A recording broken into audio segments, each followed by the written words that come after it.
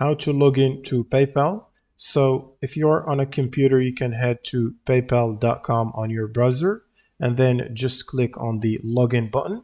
And this should direct you to the login page where you can enter your email or phone number and password and then just press login button.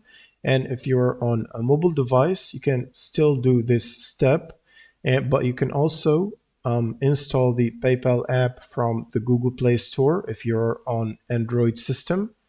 Otherwise, if you're running iOS, you can go to the app or the Apple Store and then get the PayPal app from there.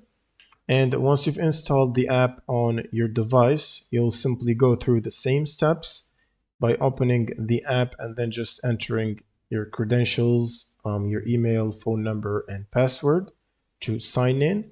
And then just press the login button, and this will basically sign you into your PayPal account.